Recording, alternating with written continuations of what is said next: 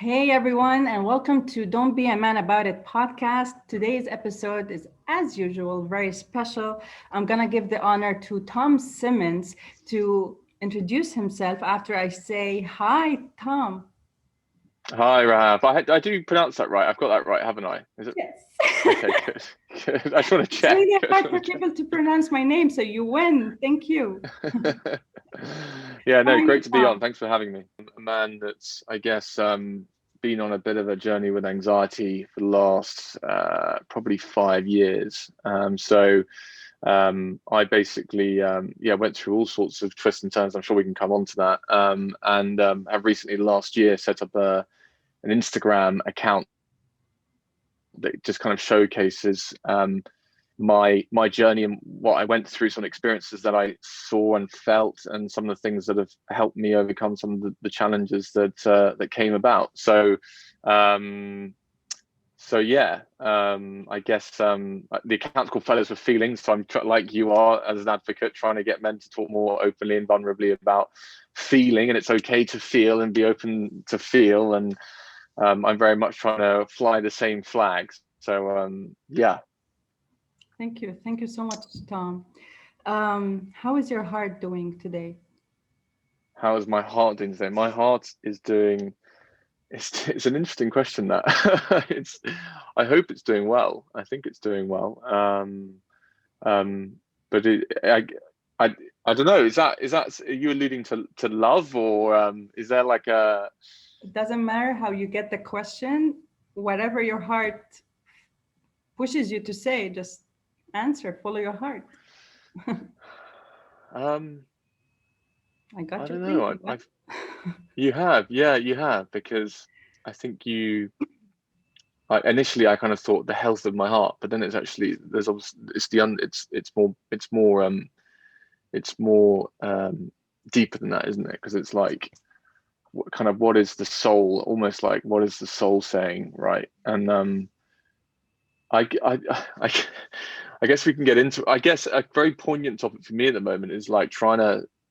I guess I'm struggling to let go of stuff, and today, why you asking how's your heart at the moment? I guess it's like, I guess I guess it's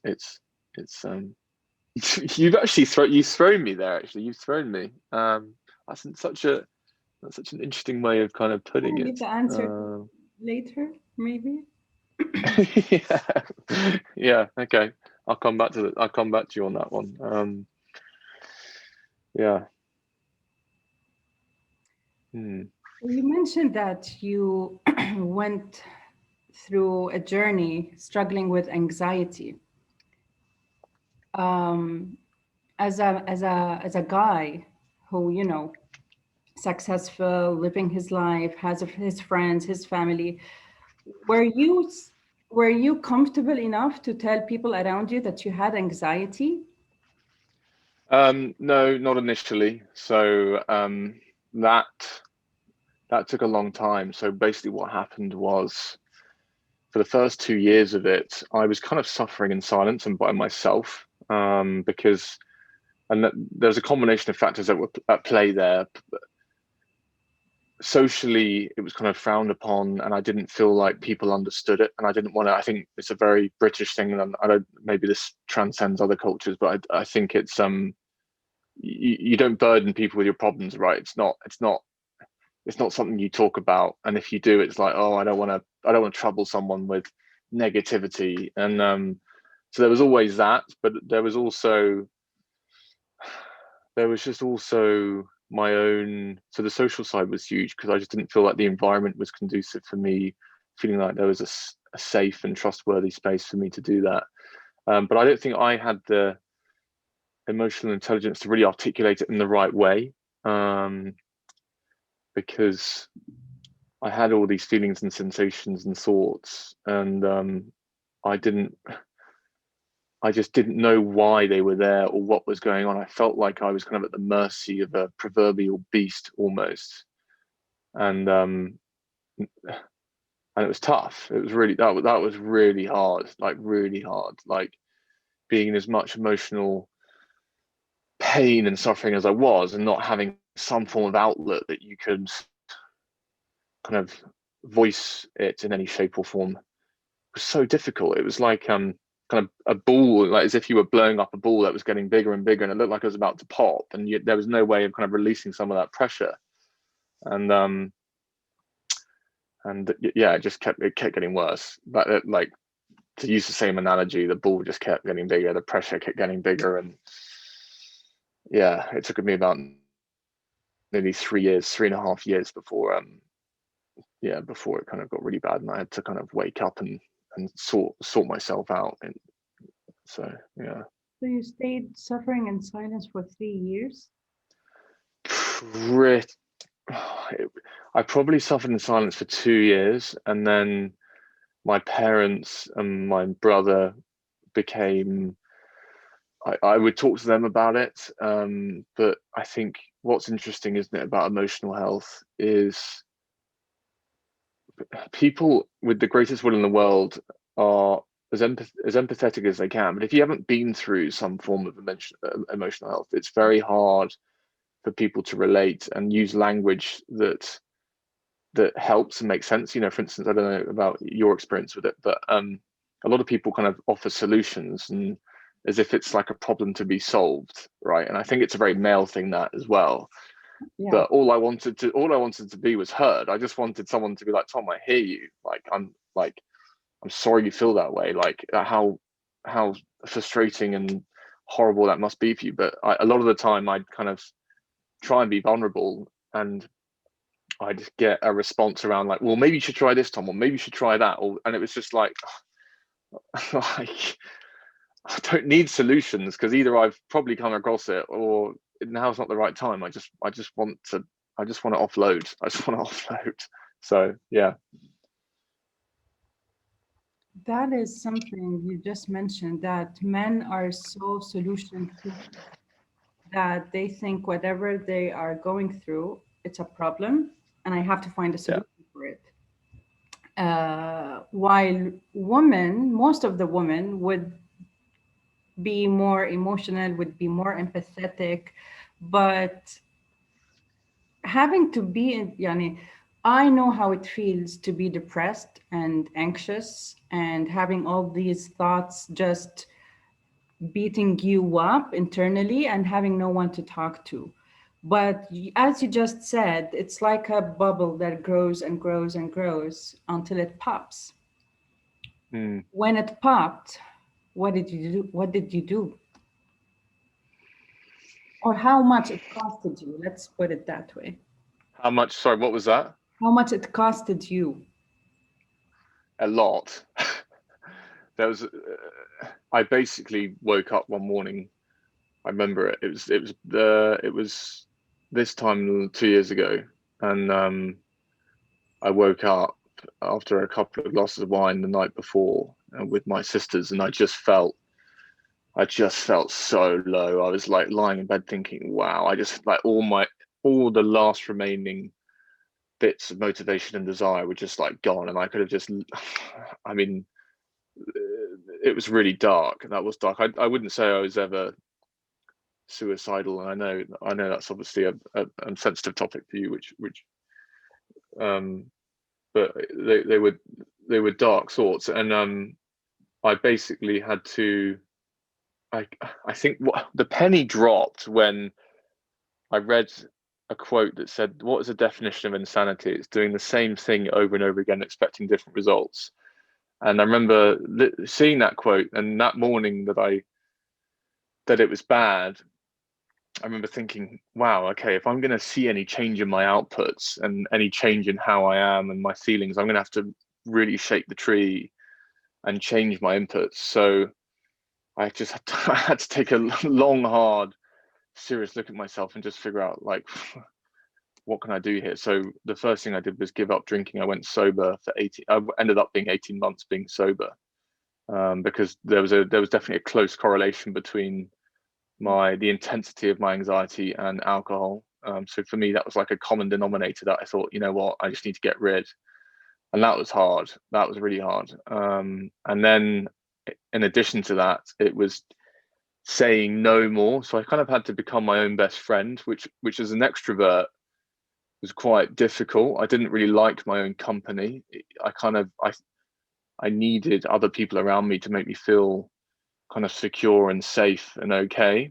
And which is obviously just because I was insecure, right? And so, you know, I went from this guy who was quite sociable and quite outgoing to someone that suddenly was quite introverted and just was trying to just concentrate on myself and avoid getting myself into unhealthy places that might have provoked bad symptoms and put me into a negative spiral. So yeah, it was the saying no and the giving up the drink. You never seek help from a professional? I did, yes. All I right. did, yeah. I saw a lot of therapists actually. I saw someone, an EMDR therapist, that was fascinating. I saw a talking therapist. I saw a hypnotherapist. I saw in that whole journey. So sorry, yeah, in that whole journey, I saw multiple people. So when we were talking about suffering in silence and being by myself, that was definitely the case. But in the background, I was trying, you know, behind the curtain that, or the kind of facade I was portraying to the outside world, there was definitely things that I was, you know, trying to do that people couldn't see, and therapy was definitely one for sure. But what I found with therapy was the hypnotherapy was great, and at that point I was in Bristol, but then I ended up moving out of Bristol, and I ended up seeing some therapists in London. I feel like in my experience with therapy, the therapist is only as good as like your relationship with them, and I never really found someone I clicked with after that. And I feel like I feel like if the type of therapy that someone's trying to advocate and help you with, I think is only as good as the relationship that you have with that therapist. Otherwise, well, what I found was it was just incredibly expensive, and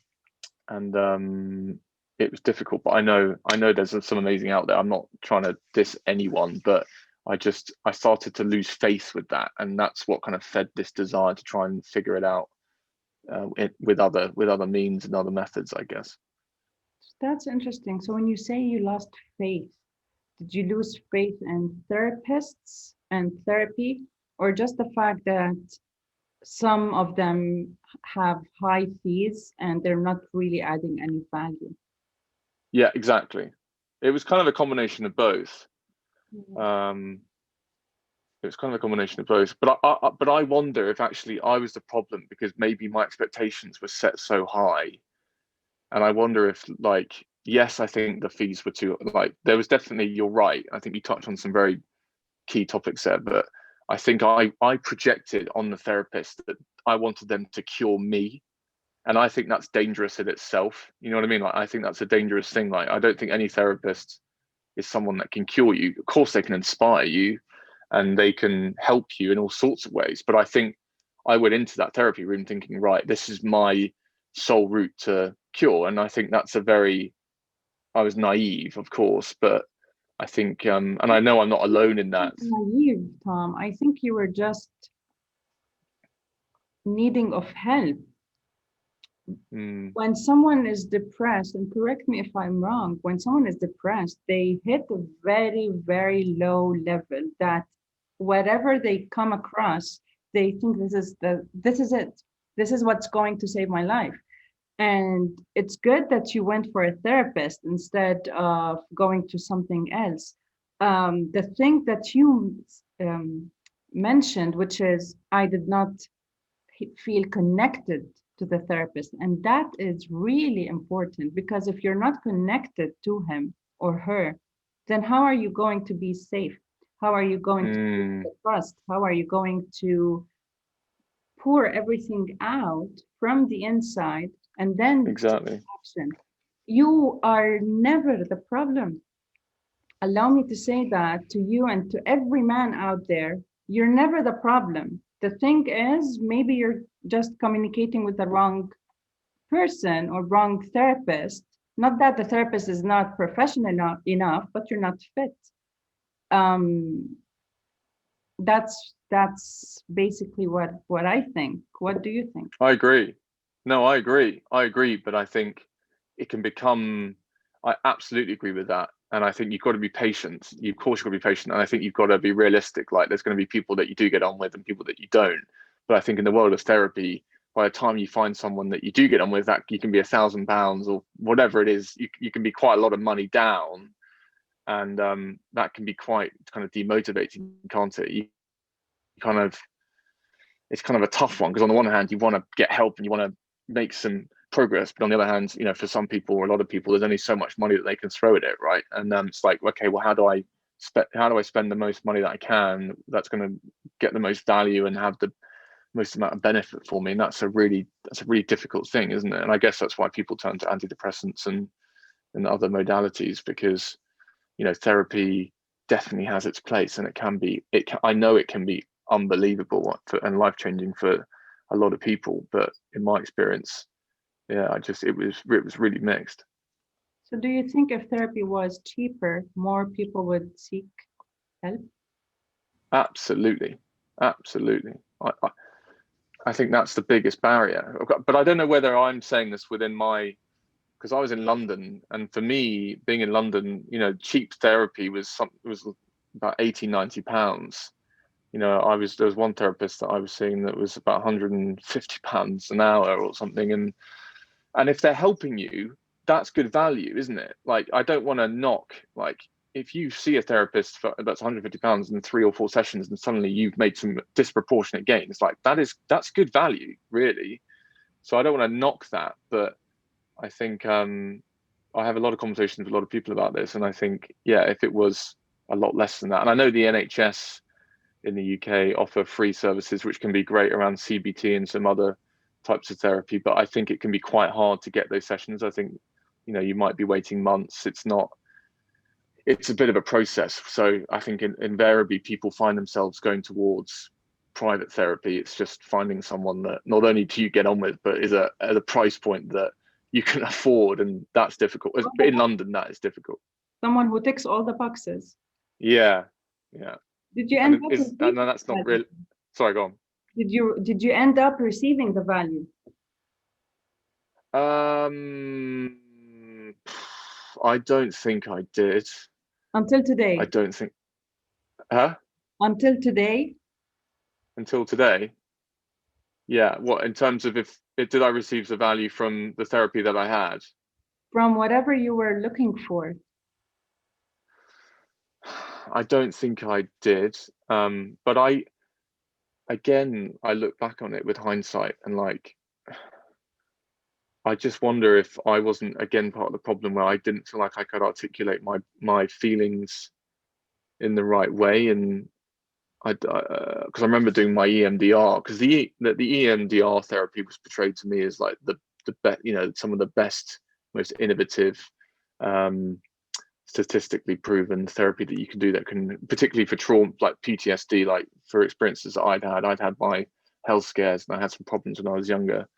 And that was projected to me as like, Tom, you need to check this, because this stuff's like changing a lot of people's lives. And I think I went in with the expectation that it was going to really sort me out, and it just didn't. But I don't want to say that is the therapy. I think that could have been the therapist, and like, she was lovely, but for whatever reason, it just didn't resonate. And I just remember leaving the room sometimes just a bit just a bit unfulfilled, I guess. Describe your perfect therapist. How would she or he look like, or be like?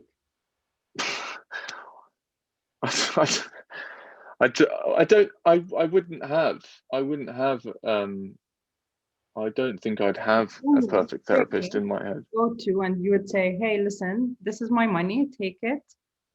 Help me with my anxiety or my PTSD. But you know that for real, they were going to help you. What would that therapist be like? Because you are speaking on behalf of a lot of men, not on behalf, but I've been hearing this comment a lot, especially from men. Yeah, I did not feel it. Something felt off. No, she's not the right one, or no, he's not the one. He's, even though they are professionals and they have helped many people, but for some reason they did not resonate with them, or they did not feel the connection with them. So for you, as Tom, what would you want in a therapist other than the connection or good fees? So affordability, connection, what else? Um, well, that's affordability and connection. I think are critical. But I also think like a repertoire. To be quite honest, I don't know how well I can answer that question, because I think it really just depends. Because I think in the world of therapy, you've got so many different types. The other confusing thing I think for a lot of men, and imagine women, anyone going through emotional health, is no one really knows all the types of therapy, right? You know, you get all these therapies thrown at you, and it's like, well, should I do EMDR? Should I do CBT? Should I do?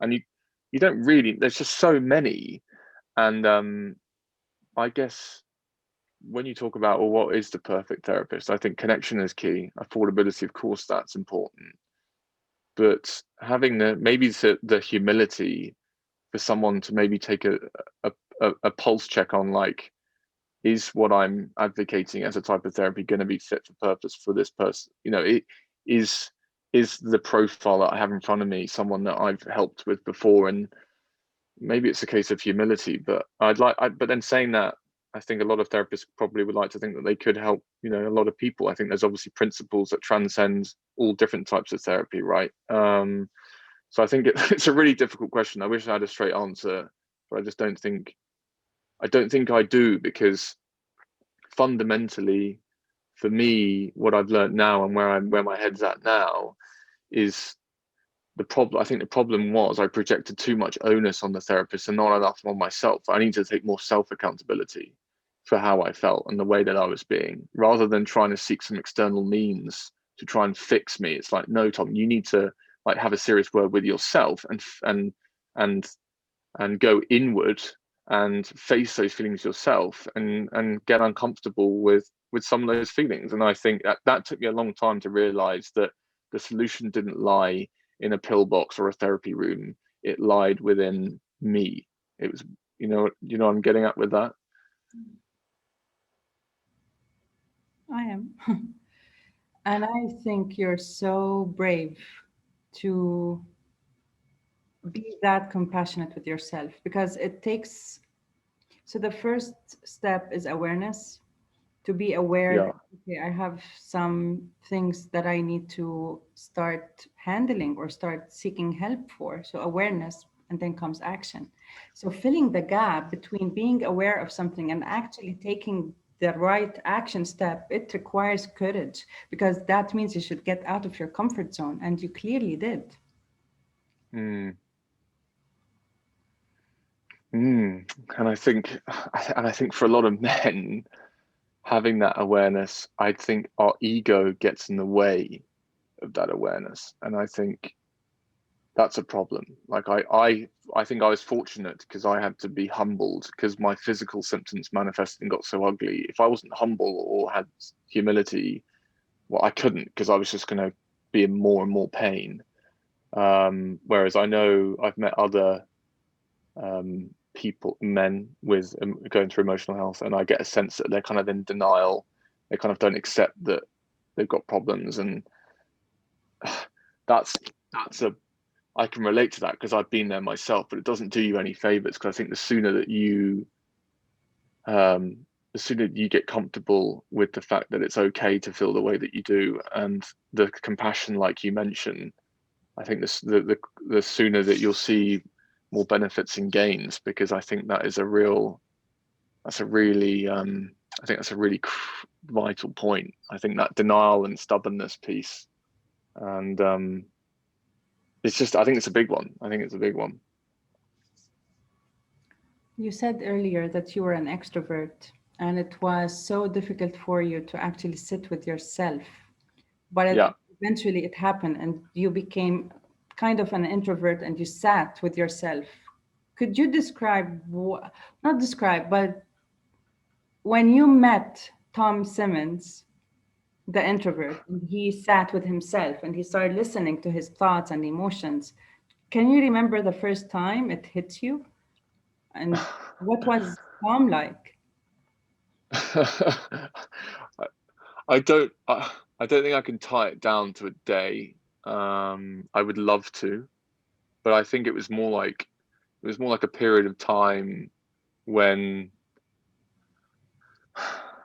for I think for me it was more around like I over time I felt myself the feelings and narratives and sensations subdue, and as they subdued I became more present, and I think with that the more present I became, the more I guess the more I realized that the path I was on before was never going to be the path for the future, and now I realized like I've taken a very different path to what I was on before, and I'm so pleased that I have, because it's kind of made me realize kind of what my purpose is, and how I should live my life. And I know that's not the answer that you want, and I know that's very different, but There's I no wish answer I to did. that. This is all for you. Me. There's no right or but that's basically it. There's no right or wrong answers. Never. It's you, it's your story, it's your journey. What I'm trying to, so this is the purpose of the podcast, Tom, is for men to see and hear for themselves that this is real and you're not alone and it's okay to not be okay. And I really, my hat's off to you for being brave enough to share your experience with all the men who would be listening, because this is reality. This is Mm, reality, and this is something really beautiful. Uh, so I've worked with a few men who were the same. We started coaching, and once we reached the point where we are trying to reframe their negative thoughts or negative self critique voice, that's when they started to pull back because they were scared.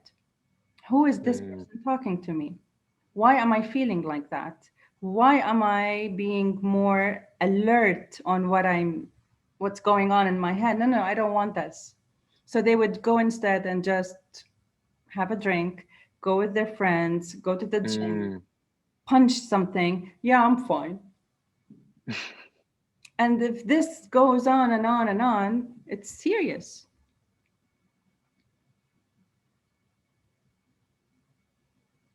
So, for me to ask you, what was it like to meet the other version or the better version or um, the more aware version of yourself?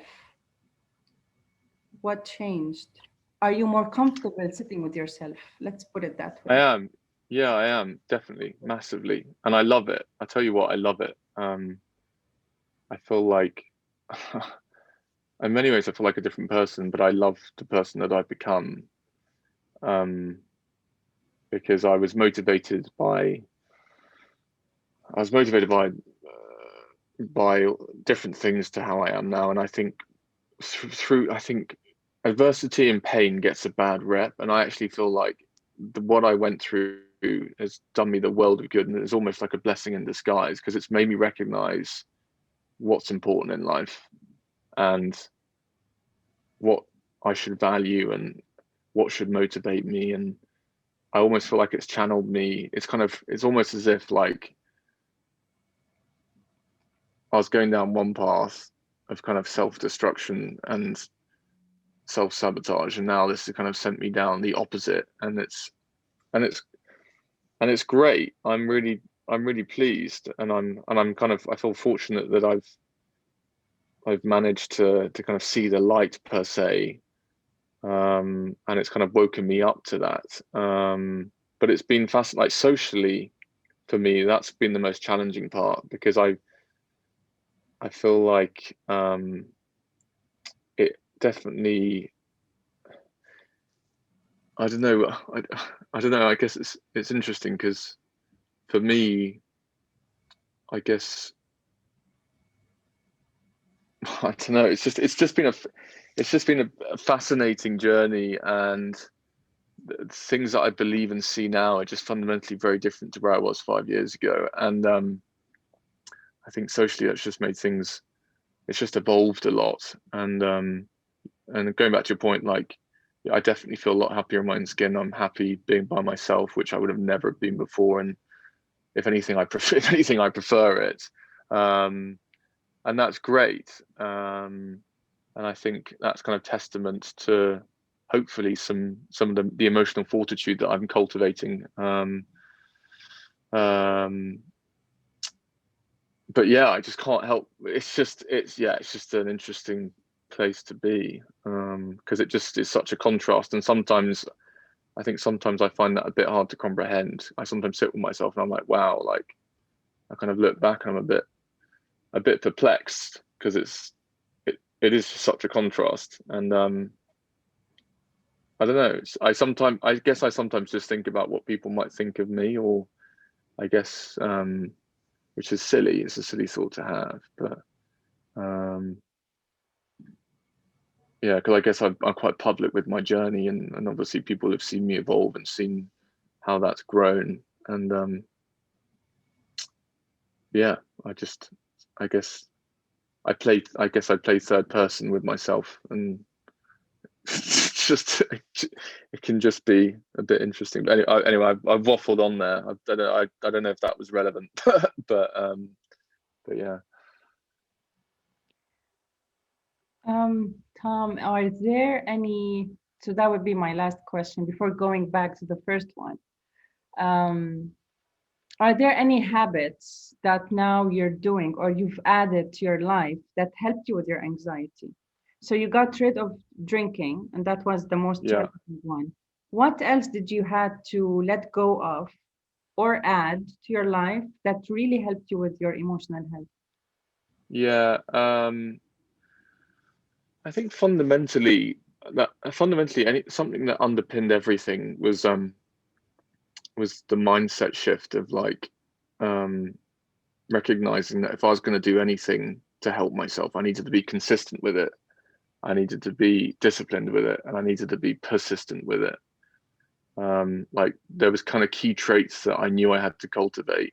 You know, if whether it's trying a new diet or a new supplement or new therapy, you know, you can apply it to anything. And I think if you don't have those key fundamental traits to be able to keep doing something over a period of time, keep that consistency, keep that persistence, but then keep discipline, so that, you know, I think that's a really important point I wanted to make, because I knew myself initially I was very fickle, and being fickle doesn't get you anywhere, doesn't get you any progress. Um, so yeah, cultivating a different mindset was key. And then in terms of how things that have helped shift my emotional state, I would say conscious breathing has been really powerful for me. Interesting. Um, yeah, it's been, and I know that will throw a lot of people, because it's like, what, breathing? We breathe anyway. Like, what can breathing do? And that was me. I was cynical myself. I remember my brother told me about this guy called Wim Hof. He's a Dutch guy that does this method, this breathing method, and he said to me, Tom, go and check this guy out. Like, what have you got to lose? And I thought, oh, what's this going to be? Some pseudo science. And I went, and I was blown away. And I guess I just educated myself and empowered myself with how you can, into the stress response, and like why you can feel anxious, like from a biological level, why anxiety can manifest. And then once you then get to grips with biologically what's going on, you can then tap into breathing to help shift you into a more calm and relaxed state. And I didn't know anything about all that. And that was fascinating. That was really interesting. So yeah, breathing. I absolutely love that. And it's funny that you're saying that. We had a breathing session, I and my friends. It was part of a campaign I was organizing with the group to raise awareness on men's mental health. So we did a lot of community events like running, cycling, hiking, yoga, and breathing session. I was so happy to see more men attended than women. I was like, yay! Really? Yes, because It was a very weird concept for men, just exactly what you just said. Like, I breathe all day long. I was like, Yeah. no, it's how you breathe. There are plenty of types of breathing. It will help you do this, it will help you do that. And thankfully, they all loved it. So I'm Mm, so happy that you powerful mentioned stuff. that. It's music to my ears. Because Yeah, it's breathing power. Like, calms your mind, calms your soul. It helps you focus. I don't know what it did to you, but I remember the first time I tried breathing, I was so angry. I was so frustrated at everything and at anything. I don't know why, but that was like 8 years ago, 9 years ago. So when I was introduced to breathing, I was like, seriously? yeah, It took me a while, to be very honest. It took me like a year or so that I actually yeah, started to love meditation, love yoga, and love doing breathing. I became one of those people who, whenever I see someone stressed or anxious, have you tried breathing? Because yeah. it literally changed my life. I became more attentive in a very mindful way. I became more compassionate. I started focusing more. I'm not impulsive anymore. I would think before I would react or make a decision. It literally changes who you are Mm, internally, and it reflects on the outside in a very beautiful and productive way, even on your bad days. Like, even on my bad days, when I'm reaching the top of my anger, I would say, okay, let's breathe, let's meditate, and then we'll see what we can do. If more men did that, I would guarantee that half of the world would be less angry. definitely, So thank you for definitely. doing that. Thank you for doing that. Tom, what would your message be to all the men your age who are struggling with anxiety or suicidal thoughts or having or thinking that they don't have support system because, like you used to think, they feel that they are burdened when they are not? Mm, What would your message be for them?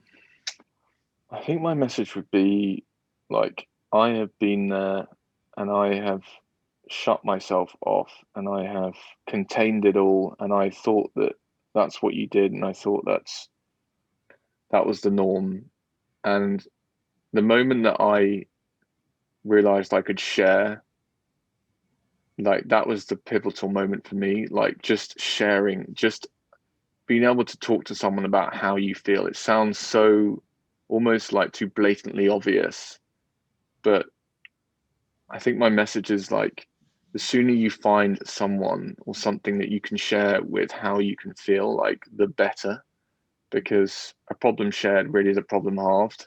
And like, I've had numerous examples over the last 5 years where I've rang a friend or rang somebody and literally just talked about how I feel. And coming off that call, I have felt infinitely better because it's like, oh, it's like, it's just by downloading and getting it out. I just think in many ways it's a really, really powerful and overlooked mechanism. And I know for men it's easier said than done because it's not what you do.